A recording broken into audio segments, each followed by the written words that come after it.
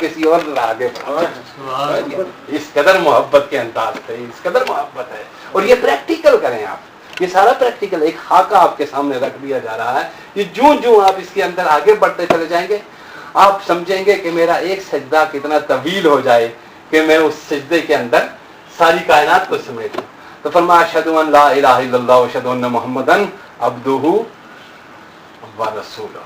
اب آپ نے دیکھا کہ یہ فرشتوں نے اپنا کلام گواہی دی اور شامل ہو گیا, چونکہ اللہ اور حضور کو جب باہم دیکھا گفتگو کرتے, فرشتے پکار اٹھے کہ یہی اللہ ہے اور یہی اس کے محبوب ہیں, بس ان دونوں کے سوا کائنات میں کوئی اور ہے ہی نہیں. اب یہ جب ہو گیا تو پھر یہ سب چیزیں جب ہو گئی تو ہونے کے بعد پھر تمام کے تمام انسان بشمول پروردگار عالم پھر ایک بار پھر پکار اٹھے, اللہم صلی علی محمد وعلی آل محمد کما صلیت علی ابراہیم وعلی آل ابراہیم انک حمید مجید. یہ سب چیزیں شامل جو ہوئی, یہ کیا ہوئی, یعنی پہلا کچھ کلام اللہ کا تھا, کچھ رسول اللہ کا تھا, پھر کچھ فرشتوں کا تھا. اب یہ جو اللہم صلی علی محمد ہے, یہ آسمانی کلام بھی ہے, یہ زمینی کلام بھی ہے, یہ انسانی مخلوق کا کلام بھی ہے, ملائکہ کا کلام بھی ہے, اور خود پروردگار عالم کا کلام بھی ہے. اور وہ سب مل کے پکار اٹھے اللہم صلی علی سیدنا محمد.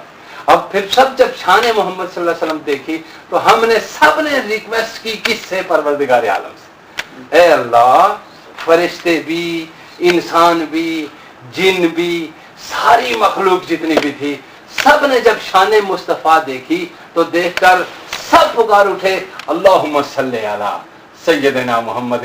پروردگار تو ہی اپنے حبیب پہ رحمت نازل فرما, تو ہی اپنے حبیب پہ درود پیش فرما, تو ہی اپنے حبیب صلی اللہ علیہ وآلہ وسلم پہ رحمتوں کی برسات نازل. صلی علی محمد وعلی آل محمد, ان پہ یعنی ہماری طرف سے بھی تو پیش فرما اللہم صلی علی محمد.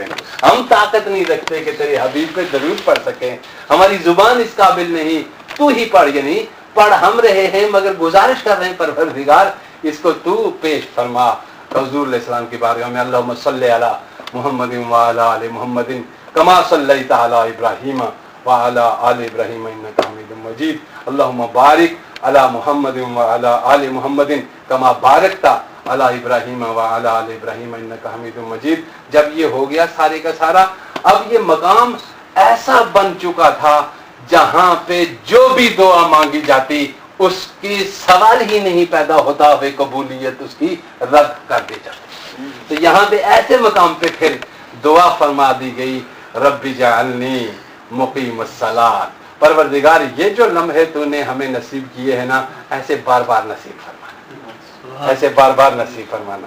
یہ جو منظر دکھائی ہے ایسی بار بار دکھانا, یہ جو گلدستے تو نے دکھائے ہیں یہ بار بار دکھانا, یہ جو منظر ہم نے دیکھا ہے بار بار دکھانا, یہ جو ہمارے دماغ میں یہ چیز آئی ہے رب جعلنی مقیم الصلاۃ. پروردگار ہمیں اس طرح کی زندگی کے مزے بار بار عطا کرنا اور اس طرح کی نماز پڑھنے کی ہمیں بار بار توفیق دینا. مقیم الصلاۃ ومن ذریتی. اب دیکھیے جس طرح ادھر حضور علیہ السلام نے, آقا علیہ السلام نے امت کو نہیں بولا, اس طرح والدین کو حکم دیا کہ تم یہاں پہ اپنی نسلوں کو مت بھولنا, اولادوں کو مت بھولنا. تو تم جب دعا کرو تو کیا کہو, ربنا اغفر لی رب جعلنی مقیم الصلاۃ, مولا مجھے بھی اس طرح کی نماز اور لطف عطا کر اور میری نسلوں کو بھی اسی لطف میں رکھ. مقیم الصلاۃ ومن ذریتی ربنا وتقبل دعا ربنا اغفر لی ولوالدی. مولا میرے ماں باپ کو بھی بخش دینا, رب اغفر لی ولوالدی وللمؤمنین یوم یقوم الحساب. انجام کے دن پروردگار تو ہم سب کو بخش دینا. اب یہ دیکھا آپ نے, یہ تصور صلاۃ ہے, یہ کیا ہے, نماز کا ایک تصور ہے. جب اس تصور سے آپ نماز میں داخل ہو گئے تو آپ جب پڑھیں گے تو یقیناً اس کو آپ کنٹینیو جب کریں گے تو جس خدا سے آپ گزارش کر رہے ہیں ضرور اس کی بات بھی سنیں گے اور اس کو دیکھیں گے اور اس کے حبیب علیہ الصلوۃ والسلام کی تمام چیزیں آپ غور سے سنیں گے. تو اس طرح کی صلاۃ ہم اس مسجد میں پڑھیں, ہم بیٹھ کے آقا علیہ السلام کی بارگاہ میں, اور اس طرح کی نماز اور یہاں میں نے جیسے عرض کیا تھا آپ کو کہ قریب ترین ذکر، سب سے بلند تر ذکر کیا ہے؟ صلاۃ تہجد، تہجد کی نماز، یعنی وہ ذکر سب سے بلند تر ہے جس وقت انسان کے اور خالق کے اور مخلوق کے درمیان کوئی بھی دوسری شے نہیں ہوتی۔ اللہ فرماتا ہے اس وقت صرف میں اور میرا بندہ ہوتے ہیں، اور جو بندہ مانگ رہا ہوتا ہے وہ میں اس کو عطا کرتا ہوں۔ اور آج کی اتنی سی گفتگو ہم نے صرف اس لیے کی ہے کہ مسجد آقا علیہ السلام کی میں ہم زندگی میں اللہ نے موقع عطا فرمایا، ہم پہنچ گئے۔ اب ہمیں یہ دن غفلت میں نہیں گزارنا چاہیے، باغ کی ہمیں اپنے آقا علیہ السلام کی مسجد کی طرف بھی توجہ دینی چاہیے، وہاں صلاۃ پڑھنی چاہیے، تہجد کا اپنے ہمیں قائم کرنا چاہیے، زیادہ سے زیادہ اپنی جبینوں کو سجدوں سے بسانا چاہیے، چونکہ ایسے مواقع بار بار نہیں آتے۔ خوش قسمتی جب کسی وقت انسان کے دامن کو تھام لے، جب دروازے پہ دستک دے دے، تو پھر انسان کو سر نہیں اٹھانا چاہیے۔ اللہ پاک مجھے اور آپ سب کو صحیح معنوں میں ان وقت سے جو ہمارے پاس رہ گیا ہے اس سے فائدہ اٹھانے کی توفیق عطا فرمائے، اور حضور کی محبت ہمیں عطا فرمائے۔ دعا فرمائیں اب سب مل کے، میرے لیے دعا فرمائیں۔ اللهم صل على سيدنا ومولانا محمد وعلى آله وأصحابه بعدد أسمائك الحسنى۔ اللهم صل وسلم وبارك على ذات المحمدية والآل عدد خلقك يا الله یا اللہ یا رحمان یا رحیم یا حی یا قیوم برحمتک نستغیث۔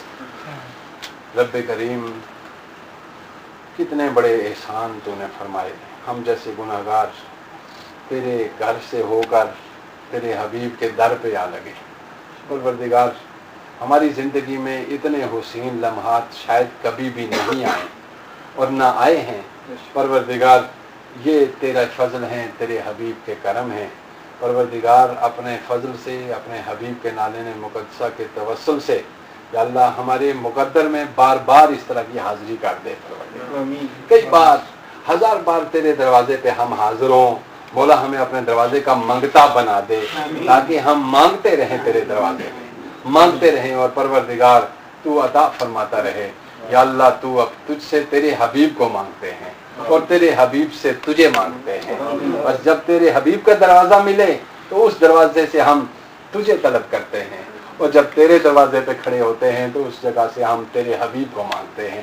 بس دونوں پروردگار، تجھے اور تیرے حبیب کو مانگ کر ہم نے ساری کائنات تجھ سے مانگ لی ہے۔ یا اللہ، ہمارے گناہوں کو بھی معاف فرما دے، غلطیاں معاف فرما دے۔